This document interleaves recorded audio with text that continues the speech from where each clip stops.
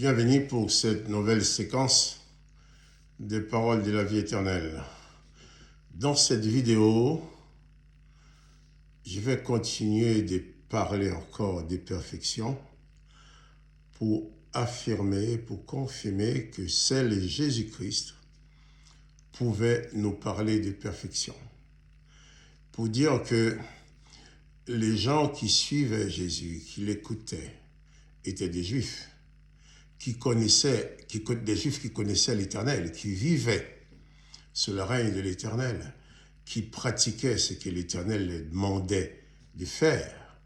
Et dans ces cas-là, ils ne pouvaient avoir pour eux vraiment aucune possibilité d'arriver vers cette perfection que Jésus demande. Pourquoi?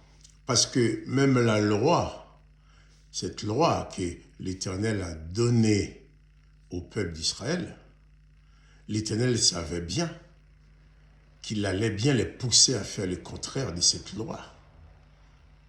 C'est pourquoi il leur a donné une bonne loi, une loi qui est juste, que d'ailleurs Jésus lui-même a confirmée. Mais l'Éternel savait bien que cette loi était là, pour leur montrer ce qui est bien, pour leur montrer que le bien existe, mais les pousser ensuite à faire le mal. Et c'était un piège. Et ainsi, le peuple d'Israël s'est trouvé coincé, piégé entre la loi et les ordonnances de l'Éternel. La loi qui est bonne, que Jésus a dit qu'il ne faut absolument pas abolir, qu'il ne veut pas abolir non plus, et les ordonnances qui sont contraires à la loi. Donc si la loi est bonne, et les ordonnances de l'Éternel sont contraires à la loi, c'est que les ordonnances sont mauvaises par rapport à la perfection. Ainsi, les chrétiens qui s'attachent exclusivement à Jésus-Christ peuvent prétendre avancer dans la perfection. Mais les autres chrétiens qui ne s'attachent pas exclusivement à Jésus-Christ sont piégés entre l'Ancien Testament et le Nouveau Testament. Donc, les Juifs sont piégés entre la loi, qui est bonne, et les ordonnances de l'Éternel qui sont contraires à la loi, et les chrétiens qui veulent en même temps pratiquer l'Ancien et le Nouveau Testament se trouvent piégés entre l'Ancien Testament, qui est le livre de l'imperfection, et le Nouveau Testament, qui est le livre de la perfection. En somme, les chrétiens qui veulent en même temps invoquer l'Éternel et Jésus-Christ sur leur vie se trouvent piégés entre les ordonnances de l'Éternel et les enseignements de Jésus-Christ. Donc, ces chrétiens-là sont toujours en train de jongler entre les deux, bien sûr. Il y a des pasteurs, des enseignants qui se font toujours le plaisir de faire des pirouettes pour te dire que c'est la même chose, pour te dire que Moïse, c'est quelqu'un comme Jésus. Ça reste à prouver. En tout cas, c'est impossible de le prouver. De dire qu'Élie, c'est la même chose que Jésus, de dire que leurs fidèles peuvent prendre Élie comme exemple, peuvent prendre Moïse comme exemple, peuvent prendre Élisée comme exemple, et puis ensuite, à la guerre, invoquer le nom de l'Éternel et dire au nom de Jésus. Et ça, Jésus a bien fait comprendre qu'on ne peut pas les suivre en pratiquant les ordonnances de l'Éternel. C'est pour ça dans Matthieu 5, Jésus-Christ va dire, Matthieu 5, verset 17, « Ne croyez pas que je sois venu pour abolir la loi ou les prophètes.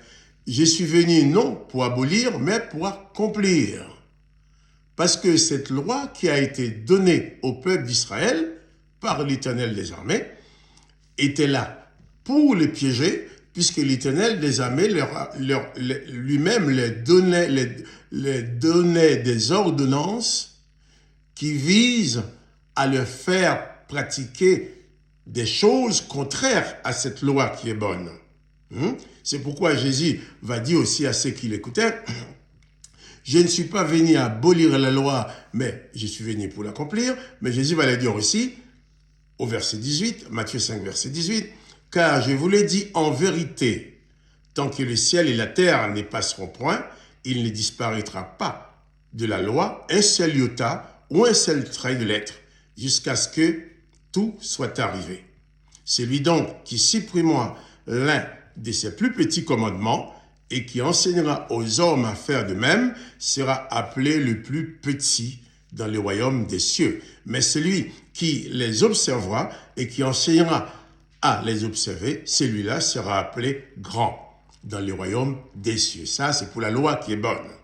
Mais pour faire la nuance entre cette loi qui est bonne et les ordonnances de l'Éternel qui sont contraires à la loi, au verset 20, Matthieu 5, verset 20, Jésus dit ceci, « Car je vous le dis, si votre justice ne surpasse pas celle des scribes et des pharisiens, vous n'entrerez point dans le royaume des cieux. » Si votre justice ne surpasse pas celle des scribes et des pharisiens. Ces scribes et ces pharisiens qui disaient pratiquer la loi en même temps que les ordonnances de l'Éternel, qui veut dire que la loi dit tu ne tueras point. Mais quand l'Éternel les ordonne de tuer, ils tuent. Donc, pour eux, lorsque c'est l'Éternel qui leur ordonne de tuer, ils tuent contre la loi, mais ils disent qu'ils sont obéissants à l'Éternel. Et c'est le problème de beaucoup de chrétiens qui invoquent tous les jours l'Esprit de l'Éternel sur leur vie, de beaucoup de pasteurs qui invoquent le nom de l'Éternel sur leurs fidèles, les gens qui se convertissent à Jésus-Christ, qui viennent chercher Jésus-Christ, au lieu de leur donner Jésus-Christ, on leur donne l'Éternel des armées. On leur donne l'Éternel des armées qui n'est pas du tout ce que les gens cherchent.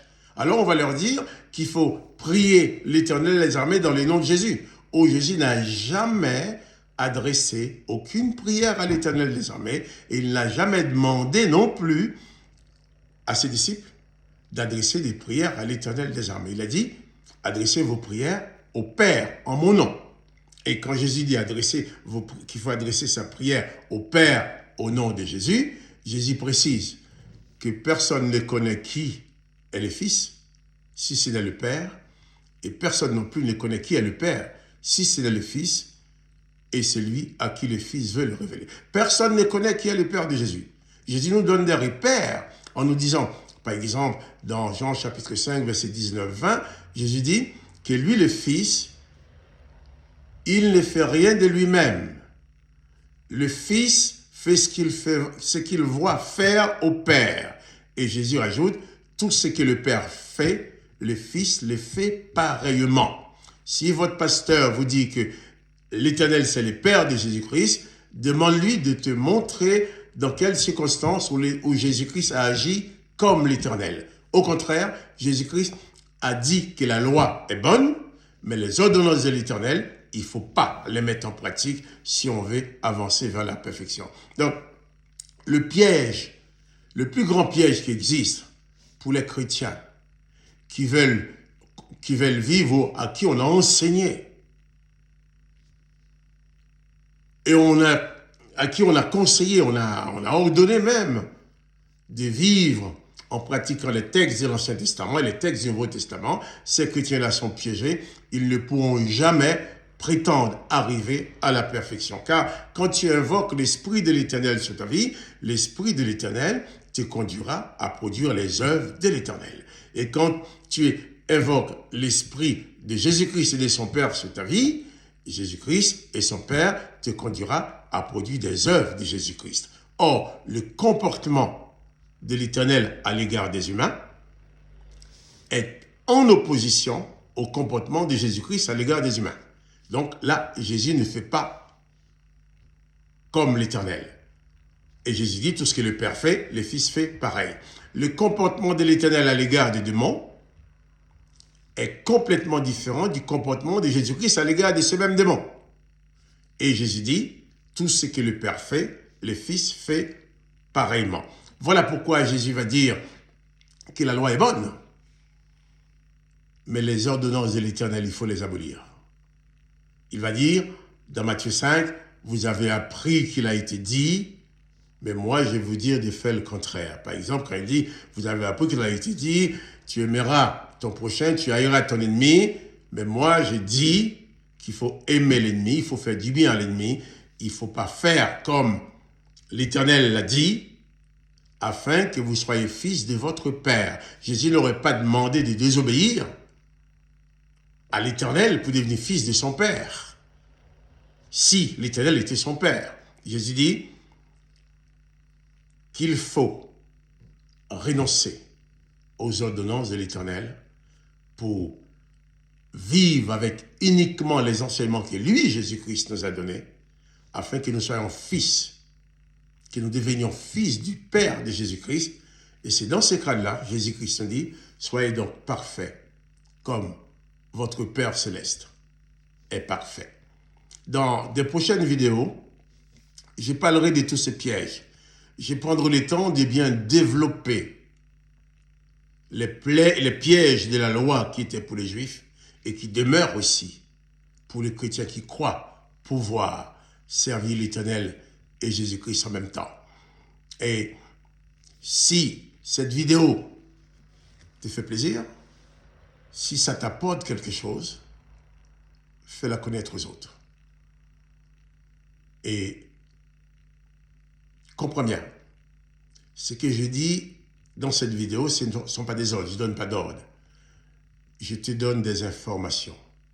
À toi de prendre ces informations que je donne, d'aller les comparer avec l'évangile de Jésus-Christ, d'aller les comparer avec les textes de l'Ancien Testament et du Nouveau Testament. Et pour constater toi-même que Jésus ne fait rien comme l'Éternel. Et pour constater toi-même que tu ne peux pas obéir en même temps à l'Éternel et à Jésus-Christ. Dans chaque circonstance de la vie, face à un ennemi, face à des circonstances de la vie, tu auras toujours à faire le choix d'obéir à Jésus-Christ en désobéissant à l'Éternel des armées ou d'obéir à l'Éternel des armées en désobéissant aux enseignements de Jésus-Christ. Or, seul Jésus-Christ nous donne la vie éternelle. Seul Jésus-Christ nous donne le salut. Seul Jésus-Christ nous donne pouvoir et autorité sur les démons. Seul Jésus-Christ peut nous conduire sur le chemin de la perfection. C'est pour ça qu'il nous dit, soyez donc parfaits, comme votre Père céleste est parfait. Dans les prochaines vidéos, je développerai encore des points importants sur ces pièges qui sont là pour tous ceux qui ne veulent pas ou qui n'arrivent pas encore à s'attacher exclusivement à Jésus-Christ. Que le nom du Seigneur Jésus-Christ soit béni, que toi aussi tu sois béni. Et à bientôt pour une autre séquence des paroles de la vie éternelle.